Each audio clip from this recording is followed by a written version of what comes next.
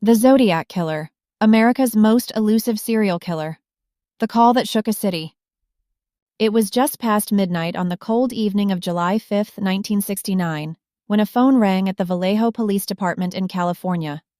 "This is the Zodiac speaking." The voice on the other end was calm, almost indifferent. The caller confessed to 2 brutal shootings in secluded lovers' lanes. He described the crime scenes in disturbing detail before hanging up. This was not the first killing, and it would not be the last.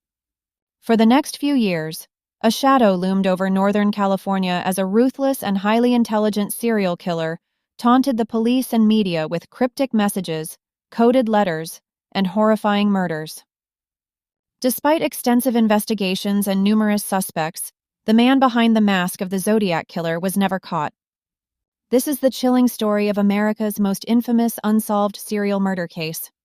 The First Murders. A Killer Begins His Reign of Terror. Lake Herman Road, December 20th, 1968. The first confirmed Zodiac attack occurred on the freezing night of December 20th, 1968. 17-year-old Betty Lou Jensen and her boyfriend, 16-year-old David Faraday, parked along Lake Herman Road, a secluded area near Vallejo, California.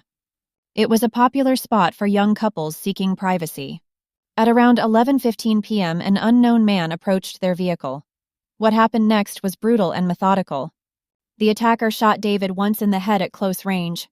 Betty Lou tried to escape but was shot 5 times in the back as she ran. By the time police arrived, there were no witnesses, no fingerprints, and no clear motive. The killer had vanished into the darkness. The Blue Rock Springs Attack.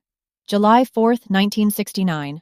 On the night of July 4th, 1969, 22-year-old Darlene Farron and her friend Michael Mageau, 19, sat in a car at Blue Rock Springs Park, just a few miles from the first crime scene. At 12:10 a.m., a car pulled up beside them, then drove away only to return minutes later. A man stepped out armed with a 9mm Luger and fired multiple shots through the car window. Darlene was hit several times and died at the scene. Michael, though critically wounded, survived and later described the attacker as a heavy-set man, around 5'8" with short, curly hair. About an hour after the attack, an anonymous caller contacted the Vallejo Police Department and confessed, "I want to report a double murder. I also killed those kids last year." He even provided details about the crime that only the killer would know. Thus began the reign of terror of the Zodiac Killer. The Cryptic Letters. A Killer's Game. Begins. The First Ciphers. On August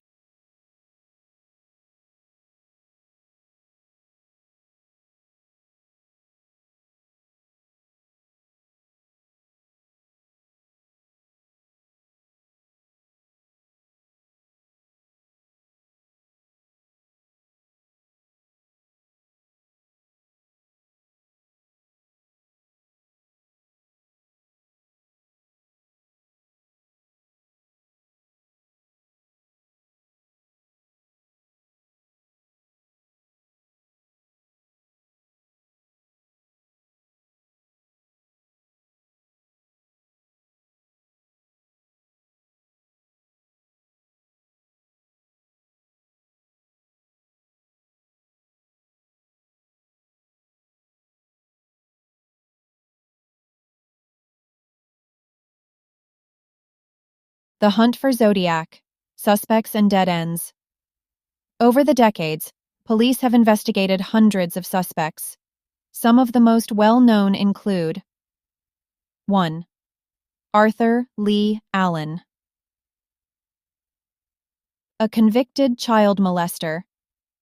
Owned a Zodiac watch with the killer's symbol. Was identified by survivor Michael Mageau. Handwriting did not match the Zodiac's letters, too. Lawrence Kane. Served in the military, lived near victims, was identified by a Zodiac victim 3. Gary Francis Poste, new theory. Former Air Force veteran, had similar scars as the Zodiac composite sketch. DNA was supposedly linked but unconfirmed.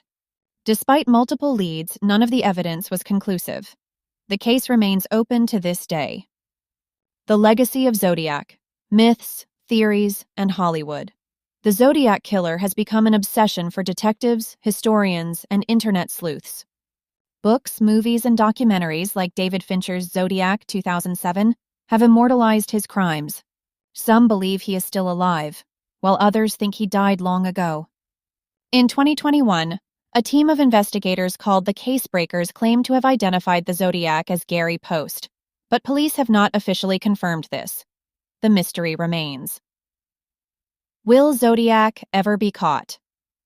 More than 50 years later, the Zodiac case remains unsolved. His ciphers still intrigue cryptologists. His letters haunt historians. His crimes remain a stain on California's history. The biggest question persists. Who was the Zodiac Killer?